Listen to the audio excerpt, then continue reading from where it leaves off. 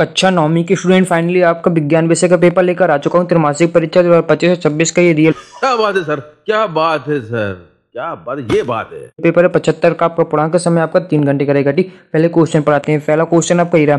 ठीक, पहला क्वेश्चन आपका ये, पदार्थ की कितनी अवस्थाएं होती हैं? तो पदार्थ की 3 अवस्थाएं होती है, इसका राइट आंसर है। दूसरा क्वेश्चन है, 2 या 2 से अधिक पदार्थों का समांगी मिश्रण कहलाता है, तो इसका राइट आंसर होगा विलयन। ठीक, तीसरा क्वेश्चन है, शुद्ध पदार्थ वह होता है जो, इसका राइट आंसर ये केवल एक प्रकार के कणों से मिलकर बना होता है, वो शुद्ध पदार्थ होता है। ठीक, तीसरे के बाद चौथा क्वेश्चन है, निम्नलिखित में से कौन सा शुद्ध पदार्थ है? तो शुद्ध पदार्थ आपका जल, इसका राइट आंसर है। पांचवा क्वेश्चन है, तांबा एक है, तो तांबा एक तत्व होता है। ठीक, छठवां क्वेश्चन है, कोलाइड एक उदाहरण है, तो इसका राइट आंसर दूध, इसका राइट आंसर। ठीक, अब आते हैं अगले क्वेश्चन पर। अगला क्वेश्चन आपका दूसरा है।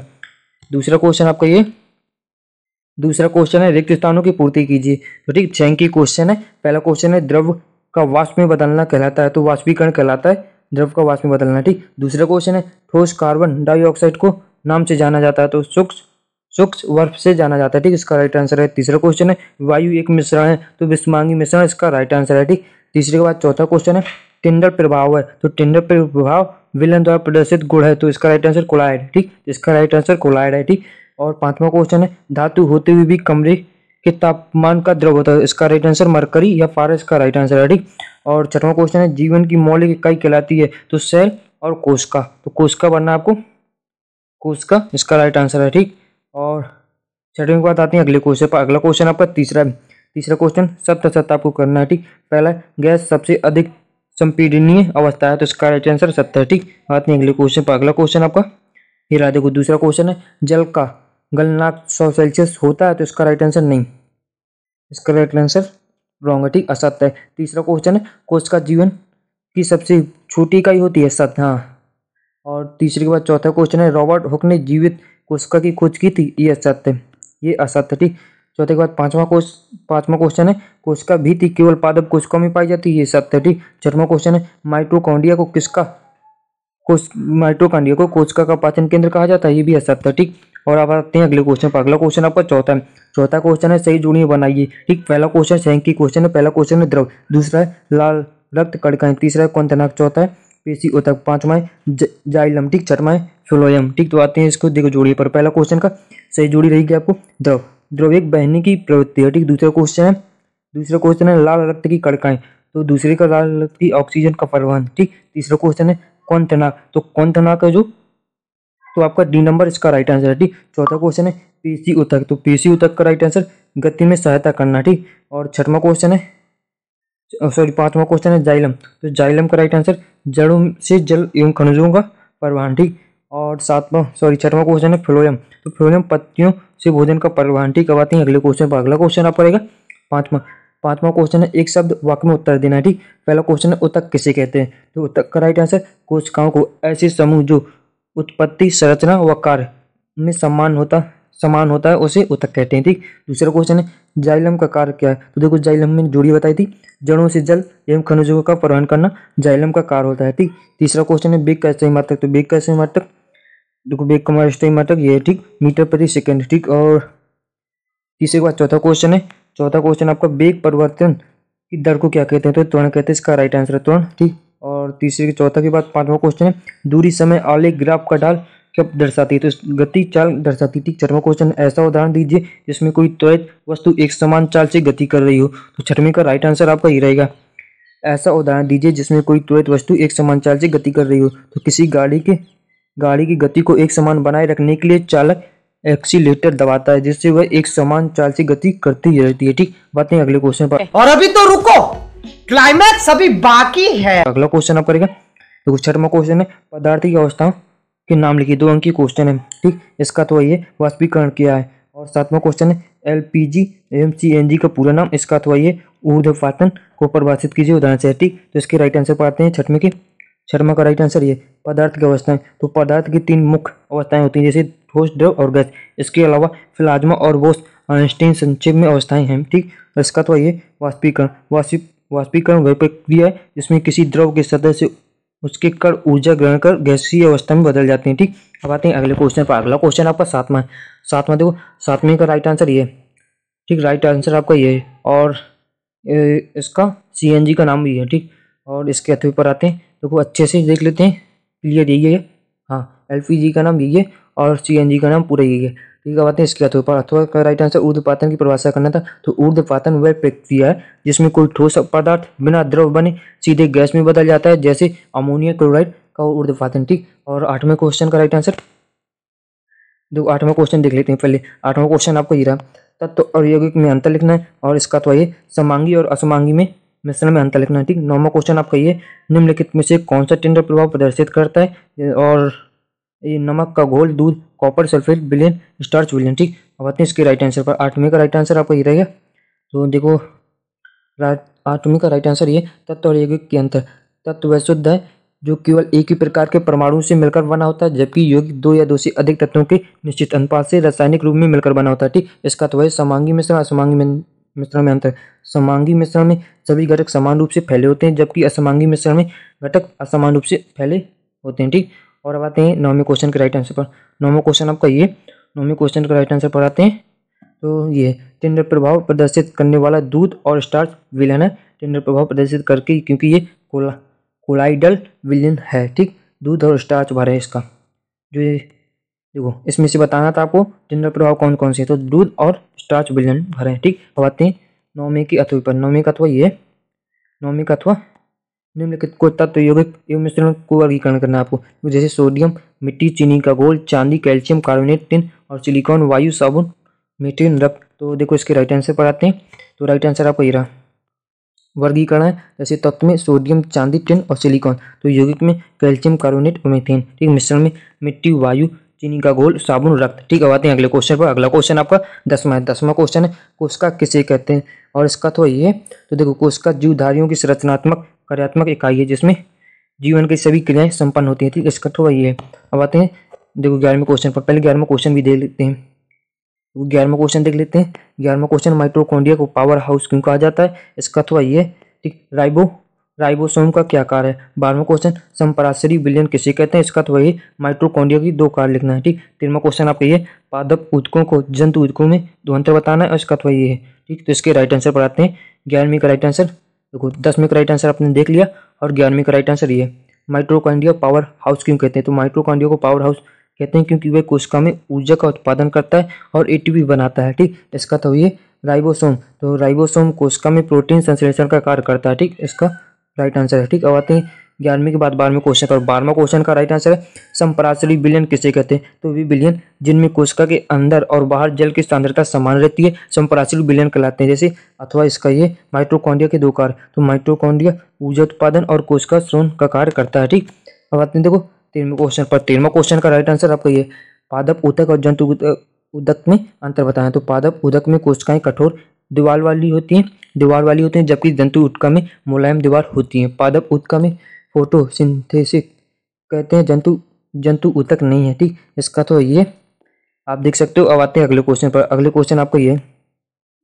14वां क्वेश्चन है, जाइलम और फ्लोएम में दो अंतर आपको बताना है, और इसका अथवा ये, हृदय पेशी के दो कार्य लिखिए। ठीक, 15वां क्वेश्चन आपका ये है, और 15वें का अथवा ये है। और 16वां क्वेश्चन, आप किसी वस्तु की गति अवस्था में कब कहा जाता है, किसी वस्तु को गति अवस्था में कब कहा जाता है, इसका तो ये, ऋणात्मक त्वरण को परिभाषित कीजिए जिसकी इकाई आपको ऐसी इकाई बतानी है। ठीक, ऐसा इकाई बतानी है। तो अब आते हैं देखो 14वें के राइट आंसर पर। 14वां का राइट आंसर है, जाइलम और फ्लोएम में दो अंतर। तो जाइलम जल व खनिज का संचरण करता है, फ्लोएम भोजन का संचरण करता है। जाइलम मृत कोशिकाओं में से बना होता है और फ्लोएम जीवित कोशिकाओं से बना होता है। ठीक, इसका तो ये, हृदय पेशी के दो कार्य, दो विशेषताएं बतानी है। तो हृदय पेशी खुद अनुबंधित हो सकती है, इसमें सखेत तंतु होते हैं और ये थकती नहीं है। ठीक, इसके 15वें क्वेश्चन पर आते हैं। 15वां क्वेश्चन का राइट आंसर ये, पेरेन्काइमा और कोलिनकाइमा को अंतर। तो पेरेन्काइमा कोशिकाएं पतली दीवार वाली होती हैं और ये मोटी कचरी दीवार वाली होती हैं। ठीक, इसका राइट आंसर है। ठीक, अब आते हैं अगले क्वेश्चन पर। अगला क्वेश्चन है, ये समर्थन देता है, ये समर्थन भंडार है। ठीक, और इसके राइट आंसर पर दूसरे अथवा पर आते हैं। तो देखो 15वें का अथवा ये, रेटोमेटा के दो मुख्य कार्य है। तो रेटोमेटा वाष्प उत्सर्जन तथा गैसों का आदान प्रदान करती है। ठीक, इसका अथवा ये, किसी वस्तु को गति अवस्था कब बनाता है कहा जाता है। ठीक, तो जब कोई वस्तु अपनी स्थिति समय के साथ चलती है या तब वह गति को कही जाती है। ठीक, इसका राइट आंसर है। देखो 16वें के बाद 17वां क्वेश्चन है। 17वां क्वेश्चन आपका ये, वृत्तीय गति किसे कहते हैं, इसका तो है, त्वरित गति किसे कहते हैं। और 18वां क्वेश्चन ये, हृदय पेशी के 3 लक्षण बताना है और पौधों में वाष्पोत्सर्जन से क्या लाभ है। ठीक, अब आते हैं अगले क्वेश्चन पर, इसकी राइट आंसर पर। ठीक, 16वीं का राइट आंसर ये, किसी वस्तु को गति अवस्था कब कहा जाता है? जब कोई वस्तु अपनी स्थिति समय के साथ बदलती है तब वह गति कही जाती है। ठीक, और इसका अथवा ये ऋणात्मक त्वरण परिभाषित कीजिए। तो जब किसी वस्तु को गति धीमी हो जाती है तो उसे ऋणात्मक त्वरण कहते हैं, जैसे इसका सही मात्रक मीटर प्रति सेकंड स्क्वायर होता है। ठीक, और 17वां क्वेश्चन ये, वृत्तीय गति किसे कहते हैं? जब कोई वस्तु किसी वृत्त की परिधि पर निरंतर गति करती है तो उसे वृत्तीय गति कहते हैं। इसका अथवा ये, त्वरित गति किसे कहते हैं? जब किसी वस्तु की गति दर समय के साथ बदलती है उसे त्वरित गति कहते हैं। ठीक, और अब आते हैं 18वें क्वेश्चन पर। 18वां क्वेश्चन ये, हृदय पेशी के 3 लक्षण बताना है और पौधे में वाष्पोत्सर्जन के लाभ बताएं कोई 3। ठीक, 3 अंक के क्वेश्चन है 18वें क्वेश्चन से। 19वां क्वेश्चन आपका ये है, तो 18वें क्वेश्चन का राइट आंसर देख लेते हैं। 18वें क्वेश्चन का राइट आंसर ये, हृदय पेशी के 3 लक्षण, पहला लक्षण ये, दूसरा और तीसरा ये है। ठीक, आते हैं इसके अथवा पर। अथवा क्वेश्चन ये, पौधे में वाष्पोत्सर्जन के लाभ लिखना है। तो पहला पॉइंट आपका ये रहा है, दूसरा पॉइंट ये और तीसरा पॉइंट ये है। ठीक, अब आते हैं अगले क्वेश्चन पर। अगला क्वेश्चन आपका है 19वां क्वेश्चन है, द्रव की वाष्पीकरण दर किन कारकों पर निर्भर करती है? इसका तो ये, गर्मियों में हमें सूती कपड़े क्यों पहनने चाहिए? ठीक, तो अब आते हैं इसके राइट आंसर पर।